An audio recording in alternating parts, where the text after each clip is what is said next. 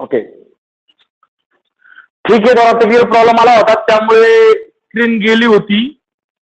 तर परत स्क्रीन दिसते. पटकन 2 मिनिटांमध्ये तुम्हाला एक एक्झाम्पल प्रत्यक्ष करून सांगतो. स्क्रीन ओके दिसते ना आता? गेल्यावर सांगा मला इकडे. ओके आपला काय करायचंय? क्वाड्रॅटिक इक्वेशन सॉल्व्ह करायचंय using which method? Factorisation. Quadratic equation solve करायचे 3 मेथड्स आहेत. Factorisation method, completing square method आणि फॉर्म्युला मेथड. एक्झाम्पल मध्ये जी सांगितली असेल तुम्हाला तीच वापरायची, दुसरी वापरायची नाही. इथं कोणती सांगितली? फॅक्टरायझेशन. मग ती घेतली. फॅक्टरायझेशन सोडवायची. पहिलं इक्वेशन दिलं तुम्हाला m² - 14m + 13 = 0. हे क्वाड्रॅटिक इक्वेशन दिलं. आता हे इक्वेशन तुम्हाला आन्सर सांगतंय. मला तुम्ही इक्वेशन बरोबर कसं कम्युनिकेट करायचंय? काय करायचं बा? सर पहिले विचारायचं किती टर्म्स आहेत? How many terms? 3. मग जर 3 टर्म्स असतील तर आपला मधली टर्म स्प्लिट करायला लागते. मधली टर्म स्प्लिट करायला लागते. Square term, variable term, constant term. म्हणजे व्हेरिएबल टर्म आपण स्प्लिट करायची. ती कशी करायची? तर काय करायचं बा? स्क्वेअर टर्मचा कोइफिशियंट घ्या. इथं स्क्वेअर टर्मचा कोइफिशियंट काही नाही म्हणजे किती आहे? 1 इंटू कॉन्स्टंट टर्म 1 × 13 + 13 बरोबर आहे. आणि मिडल टर्म बाजूला लिहा -14. आता काय करायचं का? 13 एवढं मल्टिप्लिकेशन आणि 13 साइन चेक करा. प्लस आहे का मायनस आहे? प्लस. मग 13 एवढं मल्टिप्लिकेशन आणि ऍडिशन आली पाहिजे -14 एवढी. असे 2 नंबर आपल्याला शोधायचे. मग 13 एवढं मल्टिप्लिकेशन ना. मग 13 मल्टिप्लिकेशन आपण 2 नंबर शोधले 1 आणि 13. यांची ऍडिशन 14 येते. बरोबर आहे. पण इथे बघा मायनस साइन. ऍडिशन कधी होती? जर साइन सारखा असेल तर. आणि ते साइन आपण कॉमन लिहित असतो. बरोबर आहे. मग 14 ला जर मायनस साइन दोघांना पण मायनस पाहिजे. मग -1 × -13 दोघांचं मल्टिप्लिकेशन केलं तर मायनस मायनस प्लस 1 × 13 13. दोघांची ऍडिशन केली तर मायनस कॉमन होईल. 1 + 13 14. मग हे जे काय आहे हे मिडल टर्मचं बायफर्गेशन केलं. याला m ने मल्टिप्लाय केलं, याला m ने मल्टिप्लाय केलं, बायफर्गेशन केलं. m² 14 -14m ला काय केलं? -1m - 13m + 13 = 0. पहिल्या टर्म मधनं m कॉमन काढला. पहिल्या 2 टर्म मधनं m कॉमन काढला. इथे m × m होता. m शिल्लक राहिला, एक m बाहेर. इथे 1 × m आहे. m बाहेर गेला, 1 शिल्लक राहिला. हेच दोघांमधनं 13 कॉमन काढला, पण मायनस कॉमन घेतला. -13 कॉमन काढला.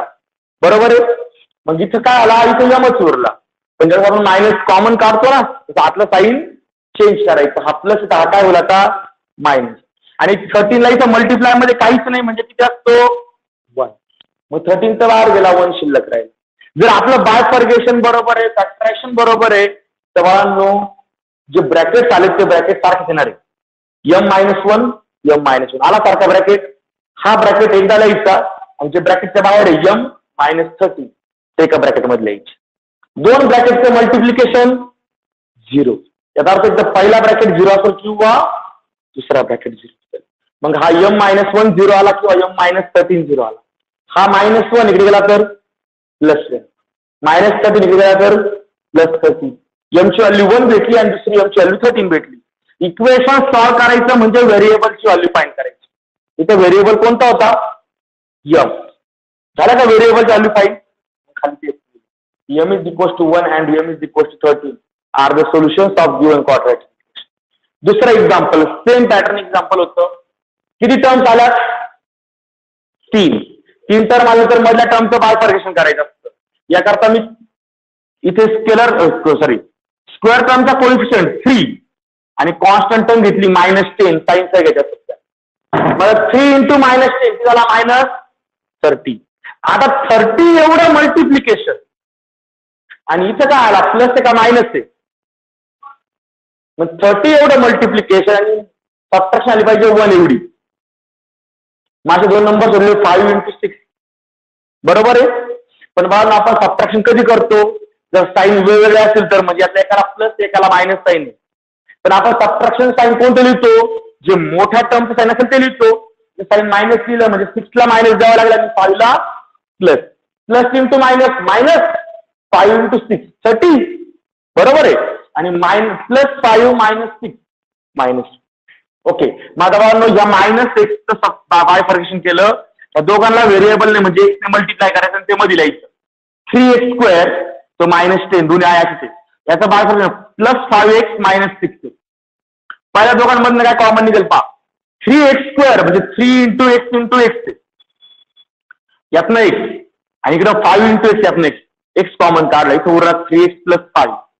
इथे 6x म्हणजे 3 × 2 × x आणि 10 म्हणजे 5 × 2 यातनं 2 कॉमन काढला पण मायनसचा कॉमन घेऊन टाकला. आता इथे काय होईल, मायनसचा कॉमन दिल्यामुळे आता साईन चेंज होईल. इथं 3x उरला, इथं 5 उरला, साईन चेंज करायचं म्हणजे काय घ्यायचा प्लस. आता बघा तुमचे दोन्ही ब्रॅकेट सेम आले, तो सेम आलेला ब्रॅकेट एकदा लिहायचा आणि हे जे ब्रॅकेटच्या बाहेर आहे हे एका ब्रॅकेट मध्ये लिहायचे. दोन ब्रॅकेटचं मल्टिप्लिकेशन 0 आहे, तर पहिला ब्रॅकेट 0 किंवा दुसरा ब्रॅकेट 0. हा +5 इकडे गेला -5 झाला, हा -2 गेला +2 झाला. इथे एक x ची व्हॅल्यू भेटली तर इथे 3x ची व्हॅल्यू भेटली, मग 3 मल्टिप्लाय इकडे गेल्यानंतर डिवाइड म्हणजे -5/3 म्हणजे एक्सला दोन व्हॅल्यू आल्या, एक तर -5/3 किंवा 2. ओके, स्क्रीन दिसते आता. ओके बघा, हे 2 एक्झाम्पल झाले होते. Example number 3. Example number 3.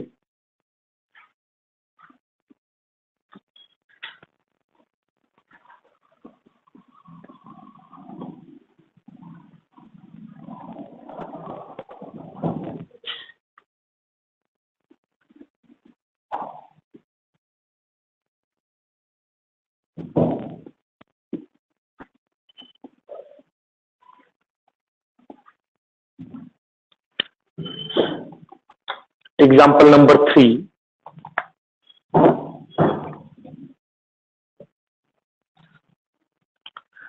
3y² is equals to 15y.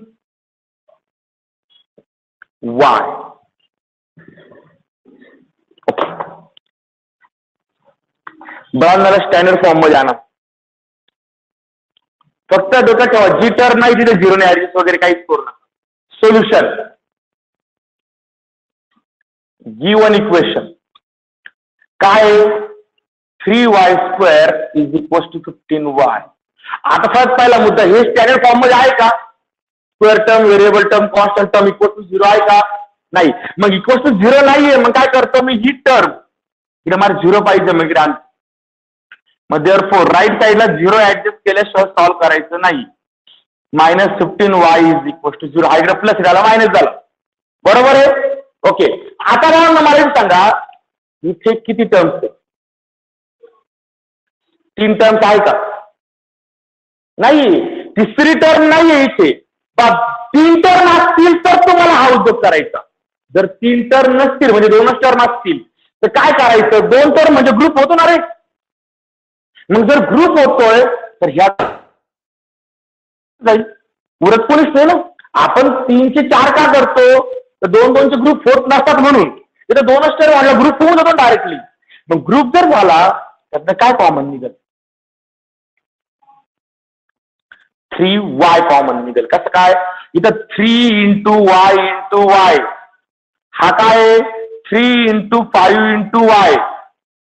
इथं 3 आहे, इथं 3 आहे, इथं y आहे, इथे y आहे, कॉमन काढला. मग ब्रॅकेट मध्ये शिल्लक काय राहिला, पहिल्या टर्म मधला y मायनस दुसऱ्या टर्म मधला इज इक्वल टू 0. अडचण. आता या 3y ला फक्त मी ब्रॅकेट टाकतो, इंटू करतो, काय फरक पडणार आहे का? ब्रॅकेटला काय फरक पडणार आहे?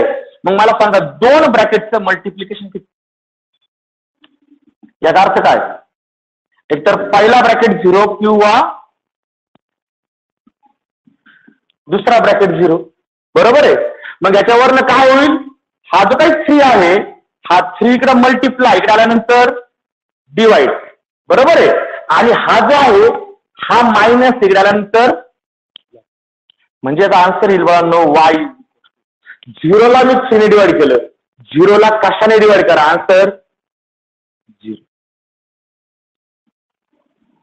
और y इज इक्वल टू, हा -5 इकडे गेल्यावरती +5. बरोबर आहे. व्हेरिएबलला 2 व्हॅल्यू भेटल्या म्हणजे अर्थ काय आला, therefore y is equal to 0 and y is equal to 5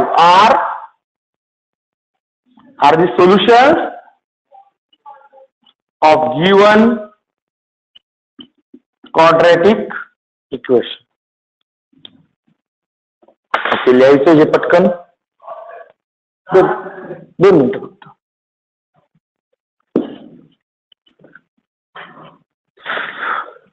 okay, प्रत्येकाने आन्सर लिहायचंय.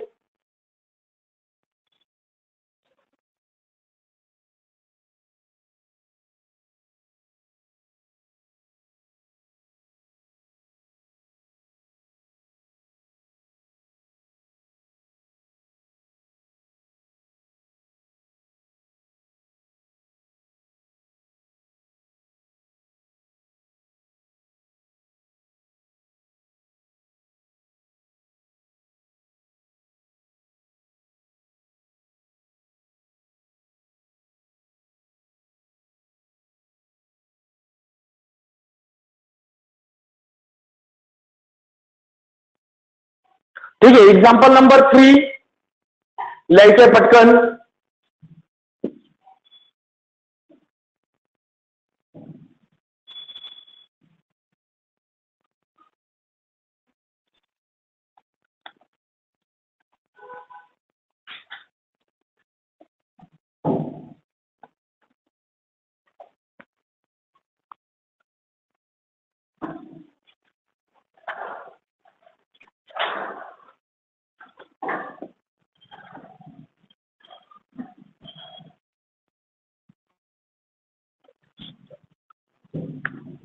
Okay, last example number 4. आणखीन एक 5th एक्झाम्पल आहे, तर उद्या घेऊया. आजचं last example number 4. x² is equal to 3. Okay, solution करा बरं स्टार्ट. परत पहिले क्वाड्रॅटिक इक्वेशन जर सॉल्व्ह करायचं असेल तर राईट साईडला काय पाहिजे बाळांनो, given equation x² is equal to 3. बरोबर आहे. राईट साईडला काय पाहिजे, 0 आलाय का नाही. मग ही टर्म घेतली मी इकडे, केला राईट साईडला 0 ऍडजस्ट केला. x² minus 3 is equal to 0. अडचण, अरे अडचण. हा, आता मला सांगा किती टर्म्स आल्या. बरोबर आहे. 2 टर्मला आपण ग्रुपिंग करतो, 3 टर्म आला तर आपण ते ट्रायंगल तयार करतो ना. असं काय आलं घ्यायचं नाही, 2च टर्म आहे मग डायरेक्ट ग्रुपिंग. काय कॉमन निघत, काहीच कॉमन निघत नाही. हा x इंटू x आहे, हा 3 इंटू 1 आहे. काय सारखं आहे, काहीच नाही. मग जर असं होत असेल काही कॉमन नसेल निघत, काय होतं इथे रीत पाहून घ्या. हे कॉमन न निघायचं कारण असं आहे, ही स्क्वेअर टर्म आहे आणि कॉन्स्टंट टर्म. स्क्वेअर टर्म आणि कॉन्स्टंट टर्म तसं काही कॉमन नसतं. कॉमन कोणात असतं, स्क्वेअर टर्म आणि व्हेरिएबल टर्म मध्ये व्हेरिएबल कॉमन असतं. बरोबर आहे. पण इथे काही कॉमन नसतो. मग ज्यावेळेस 2 टर्म आल्यात, एकदा स्क्वेअर टर्म आणि व्हेरिएबल टर्म आलं तर कॉमन काढून सोपं असतं.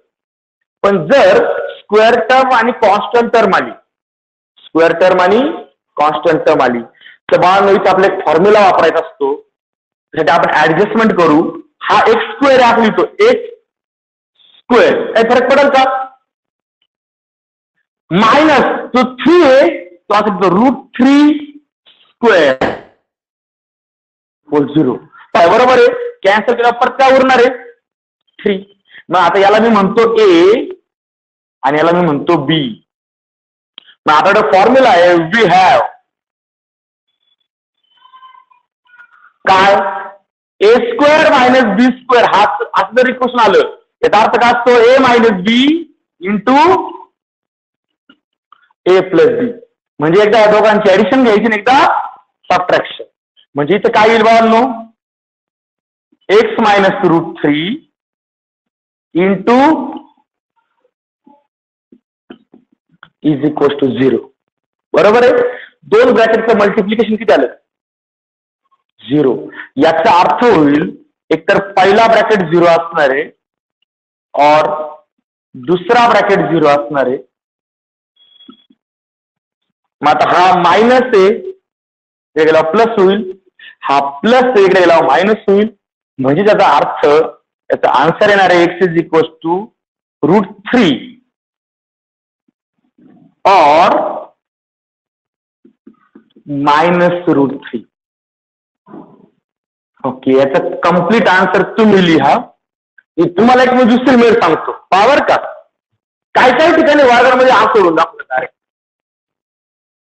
हा x² इज इक्वल टू 3 आहे ना, taking square on both side, X चा square root taking square root, हा x² चा square root x is equal to 3 चा स्क्वेअर रूट निघत नाही, स्क्वेअर रूट निघण्यासाठी प्लस एक मायनस आणि 3 चा स्क्वेअर रूट √3, म्हणजे x ची व्हॅल्यू तर प्लस √3 किंवा मायनस √3, प्लस √3 किंवा मायनस √3 आलं.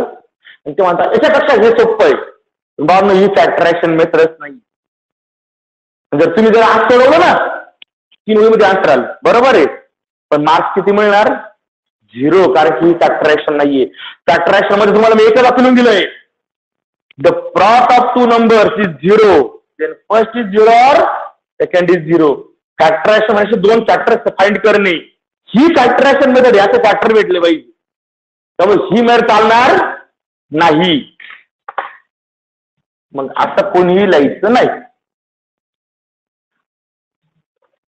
ओके, 5th एक्झाम्पल आहे तुम्हाला होमवर्कला आहे, प्रत्येकाने होमवर्कला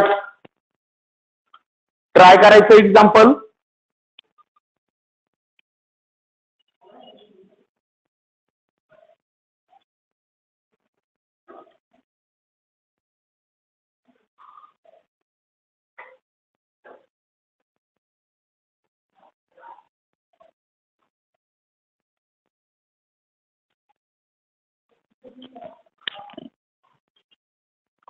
ठीक आहे, आता 5 मिनिटात सायन्स लेक्चर होईल. जयेश स्क्रीनशॉट काढून घे वाटलं तर, लिहून झालं नसेल तर. ठीक आहे.